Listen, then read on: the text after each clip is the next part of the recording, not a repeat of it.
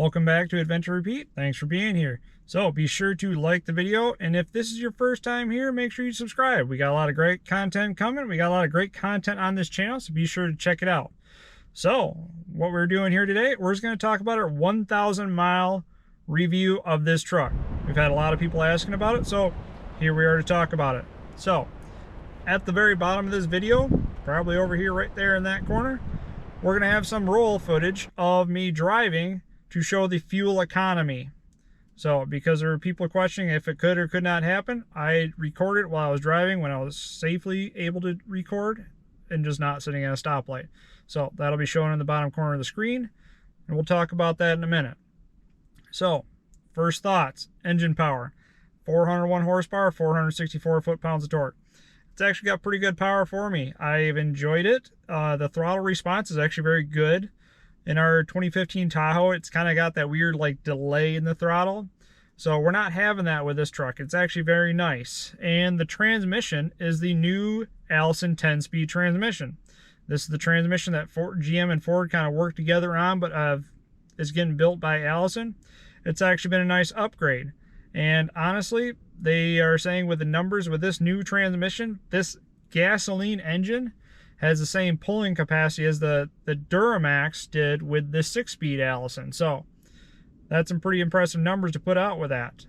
And with this transmission, I've noticed when I'm coming up to stop signs, even just without load, not even tow haul mode, just regular driving, that it'll actually downshift as I'm coming up to that stop sign to help drag the truck down to reduce brake pad wear, but also stay in gear. So when you go back to go to throttle, it's already in gear and ready to go. You don't have that delay where the transmission tries to hunt and find the gear that it wants and go off from there. So it's actually been very nice. This has been a solid transmission so far, and I've really enjoyed it. So also ABS, I've actually had to use the ABS a few times in this. We did have some snow come up. So in the snow, the ABS just fired right up right there. You barely could tell it was even going. It had the lights on the dash and that was it. You stayed right on track, and it was very nice. The ride quality of this truck, it actually got better, I think, as I've gone on with it, and I think it's just due to the suspension. The front end just got to be not so stiff. It settled down a little bit and got worked in, so it feels like it rides a little bit better. I do think the problem mostly with the ride quality at this point is just in the tires. They're good tires. Don't get me wrong with that. They're pretty hard. They're Michelin's. They're fine. They're just a little stiff for what I need. They pull great. They ride great. No problems with them. You can just tell that the suspension quality and the ride quality is really limiting on the tires at this point.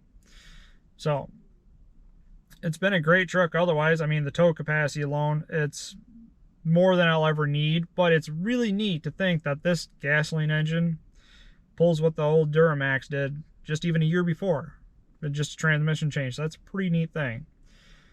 What did I dislike about the truck so far over this first 1,000 miles? So I know it's still early. It's only been 1,000 miles, but I did have a few dislikes. Seems kind of weird.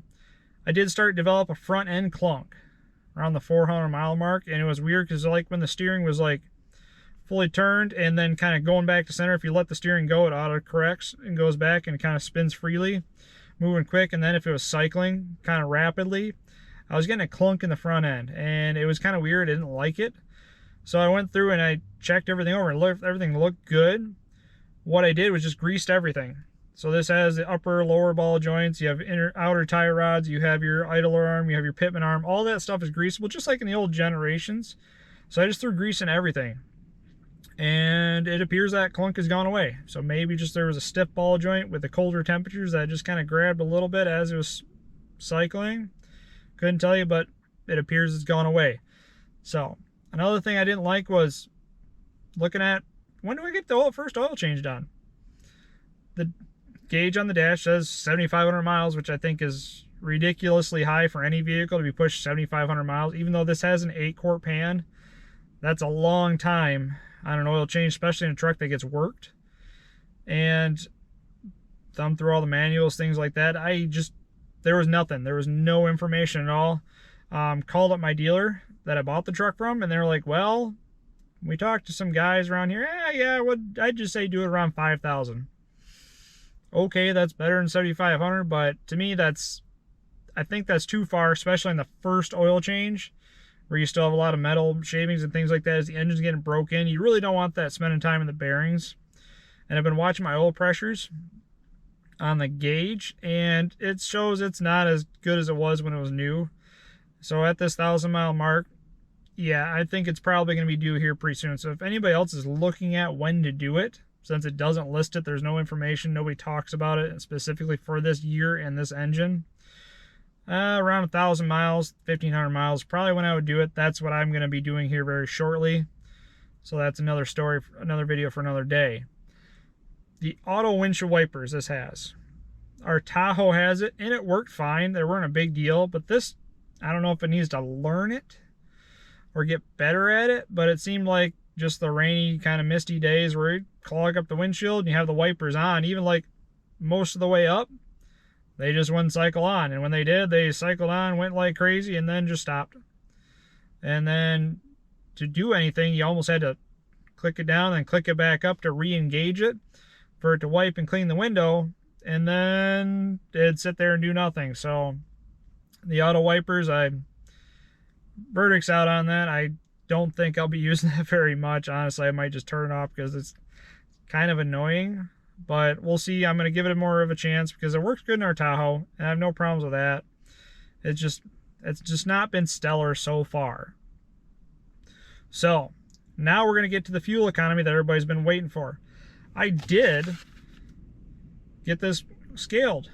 I ran across the Catskill, so if you've never seen one of these before, this is a certified weigh ticket. This is what the truckers use to get it weighed and to know how much their vehicle weighs. So on this scale ticket, it shows our steer axle has 4,160 pounds. Our drive axle is 3,180 pounds. So we give a total gross weight, full tank of fuel, at 7,340 pounds. So this is a very heavy truck. So to go with these fuel economy numbers, I made sure I got it weighed. So I started out driving, I had about 12.5 miles per gallon city. So when you're sitting at a stoplight, your numbers overall, your averages will come off quite a bit. It does not help it. Even just your warm-up time, you hit the key fob to start the truck ahead of time, those all hurt your numbers. So I did quite a bit of city driving, about 9 miles of city, and I got about 12.5 miles per gallon.